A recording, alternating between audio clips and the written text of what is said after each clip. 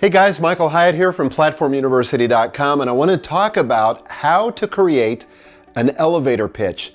Now, you know you need one. You've heard of this before, but essentially it's a short pitch on what your product, your service, your brand, or your cause is all about. You want to be able to get this really succinct so that you can get your message across when you need it. Now, there's 3 benefits for having the right elevator pitch. Number 1 is it forces you to achieve clarity yourself.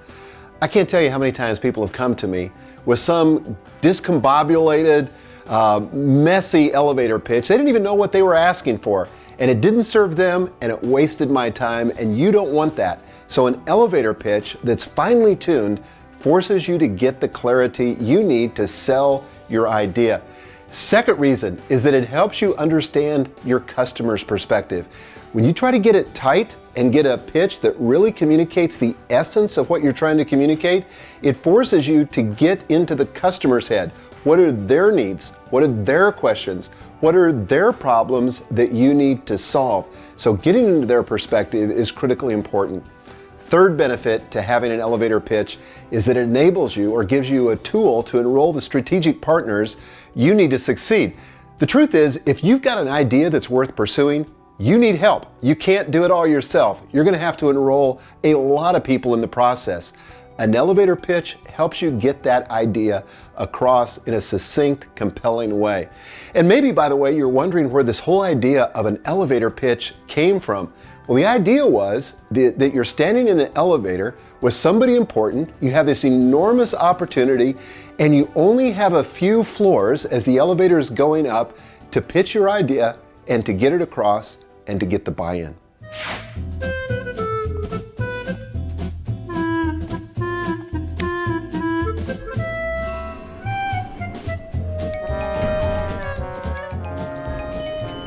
Michael Hyatt.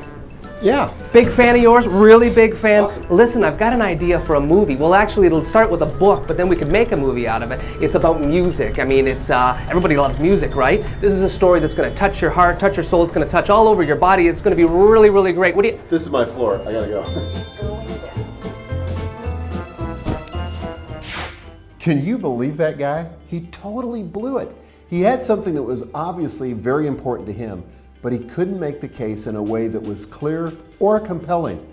I want to teach you the 4 components of an elevator pitch so that you can connect and get your point across. Number 1, you've got to state the product and the category. Keep it simple, but make it clear.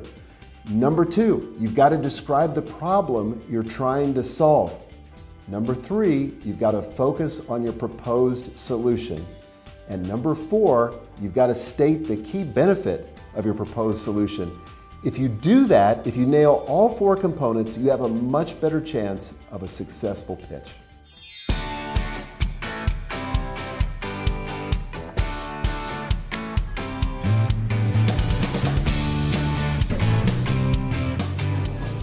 Michael Hyatt. Yeah. Big fan of yours. Awesome. Listen, I'm writing a book. It's an inspirational book, and it's called Cloudburst. It's about a young, talented musician, and he dreams of conducting symphonies. The only thing is, he can't read music. And because of this, no one in the music business will give him a break. But because of his hard work, his honesty, and his determination, he succeeds. That could work. You can talk with other small business owners. When fire strikes, you have to move quickly. Today's elevator pitcher has a product that he says could save lives.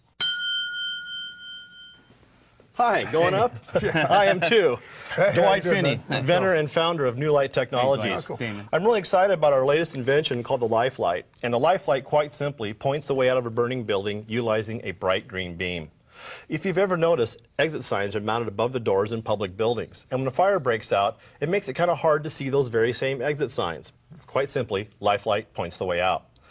Currently, New Light is looking for $2.5 million to increase our manufacturing and distribution, initialize our international marketing campaign, and to provide for our initial public offering.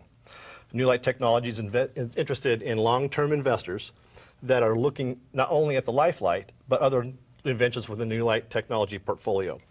investors can expect a rapid return within our formative years, with New Light Technologies forming into a stable company within 5 to 7 years, as New Light Technologies continue to provide innovative lighting products and safety products to an international market. Dwight, nice job, I have to say, from over here. This is one of my favorite elevator pitches, but I'm not the judge here, so let's turn to our panel. Phil, let's start with you. Do you have any questions? Yeah, well, first off, pretty good pitch. Pretty good, Thanks. I'd say. You know, when you're going to get into a kind of a relationship, that's what this is. Sure. You want to make this as friendly and comfortable as possible, right? And you were kind of hitting us with your basic business plan right there. Make it comfortable and get out the big goal that you're after and tell us why you got this thing locked. Because the first thing going through my mind is who's done this already, who's got the patent, all that sort of thing. Gotcha. So with that in mind, the general idea seems pretty good to me. I would like to know more, yeah. Thank you. Yeah, I agree. You know, a lot of times when people invest in businesses, they also invest in the founders and or the people running it. I have no knowledge of you, even though it could have been given to me within 5 to 10 seconds about your history and how you developed this product. Sure. As well as in regards to your international marketing, are you marketing towards consumers or are you going to be marketing towards hotels and establishments or both? And I would like to know what form of marketing would you use to get the message out there? I understand. So You want to real- answer the question? What form of marketing? Fire away. What form of marketing? I'd probably use television marketing and that direct impact. I'll also provide for internet site that would provide for e-commerce and direct consumer purchasing. All So right. where are you right now, JJ? Real quick, where are you right now in this thing? You need $2.5 million just to even get up and running. Are you? Oh no! Are Well, you we're- already up with? We're the already up and prototype? running and manufacturing the device. All right. How long before you're profitable? 6 months. 6 months. Yes. 6 months. You just got his interest there, Dwight. And now You got my understanding, and I kind of am a little skeptical about that. This is perfect timing, though, because now becomes the moment of truth. Based on what you've just heard in this elevator, Phil, would you take another meeting? I want to see some numbers, and I want to do some research before I would do that. I'd say shoot me this in the mail, and I have some people take a look at it before I'd go to the meeting stage. Great. And Damon? I agree. I would probably want to go and see a couple of the numbers. I would ask him to send over a little bit of his structure. If he has sales, if he has back office, he has billing, and the actual structure of the business other than the idea. And then I would move forward if the idea is a viable idea. Okay, sounds Thank good. you very much. Dwight, thanks so much for coming on the program. Phil and Damon, thank you guys. Thank you. Always good. See ya. Dwight pitched us his product in an email, and you can do the same thing. So if you have a product or you have a service and you want feedback from our elevator pitch panel on your chances of getting interested investors, just send us an email.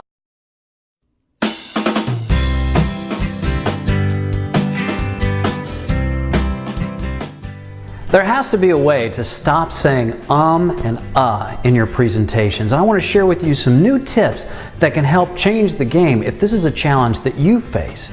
You see, from a nonverbal perspective, when we say and what we're communicating to our listener is that we're either unsure or evasive regarding the subject at hand. So in other words, we don't know what it is that we're talking about, or we'd simply rather be talking about something else. Now, maybe that describes the way that you feel when it comes time to give a presentation, a speech, or a pitch. But the fact of the matter is, there is a way for you to eliminate unnecessary words and pauses like and make your message more powerful, more compelling, and more clear. As the preacher once said, sin boldly if you want to find the path to God. The same message applies if you want to find the path to clear communication. An exercise that you can try is to inject as many ums and uhs into your speaking as you possibly can. Now, I encourage you to go as boldly as you possibly can with this exercise. If you have kids, sit down with them and try to inject as many ums and uhs as you possibly can into your speaking. Have fun with it. Have fun with it. And understand how and simply don't serve you. Then, when it's time for you to really communicate, create a gesture that reminds you not to say the word or As you're speaking and you find yourself coming to a place where you're unsure, or you want to avoid the subject, or for whatever reason you feel an coming on, put a gesture in there. Put a gesture in there.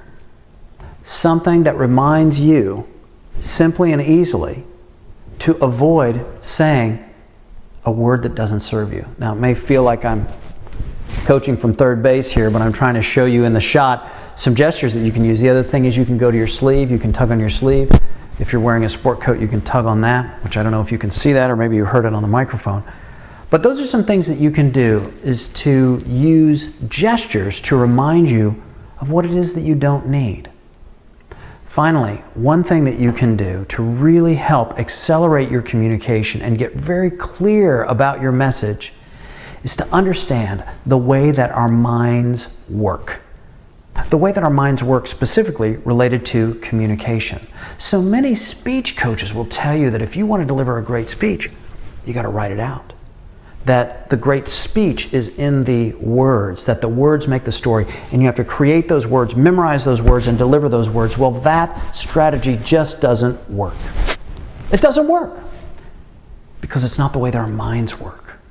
Our minds are not wired to think in words, in other words, the symbols that we use for language. Our minds are wired to think in pictures. Pictures.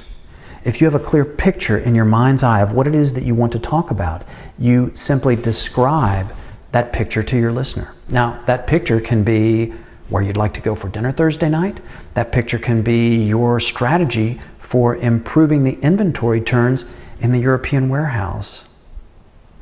You see, if you can plug in a picture, you can describe it as if you're watching a movie and explaining what it is that you're seeing to the person that you're talking to.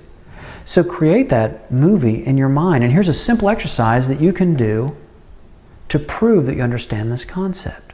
Get a picture from a book of something that's fairly complicated, such as a picture of a town square, or maybe a picture of your family or an extended family. And while you're looking at the picture, describe what it is that you see to your listener. Eliminate and because they're not in the picture. Explain only what is in the picture and get very clear on what it is that you're seeing so that you can help others to see the same. At its root level, interpersonal communication is about our vision explained and expressed to others. Words are simply the tools that we use to convey that. We write out our ideas. But when it comes time to speak interpersonally, we picture our ideas and we give that picture to someone else. If that picture is powerful, if it's compelling, and if it's clear, someone else says, "Tell me more." That's the objective in the new elevator pitch, and that's the objective for effective interpersonal communication. So, leave the words behind until you have a clear picture of what it is that you want to say. And if and aren't in the picture, then there's no reason to put them in your communication. Now, is there?